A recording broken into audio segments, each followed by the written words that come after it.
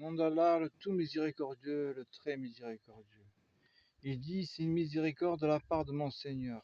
Mais lorsque la promesse de mon Seigneur viendra, il le nivellera. Et la promesse de mon Seigneur est vérité. Nous les laisserons ce jour-là déferler comme les flots les uns sur les autres. Et on se fera dans la trempe et nous les rassemblerons tous.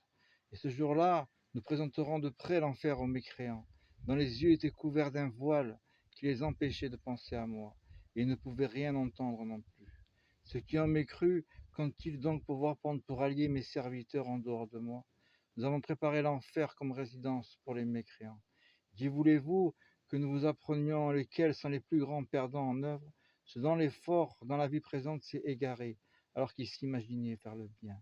Ceux-là qui ont nié les signes de leur Seigneur, ainsi que sa rencontre, leurs actions sont donc vaines.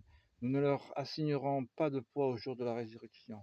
C'est que leur rétribution sera l'enfer pour avoir mécru et pris en raillerie mes signes, enseignements et mes messagers.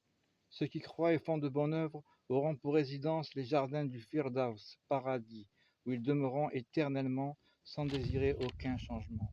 Dis, si la mer était une encre pour écrire les paroles de mon Seigneur, certes la mer ne s'épuiserait avant que ne soient épuisées les paroles de mon Seigneur. Quand même, nous lui apportions son équivalent comme renfort. Dis, je suis en fait un être humain comme vous. Il m'a été révélé que votre Seigneur est un Dieu unique.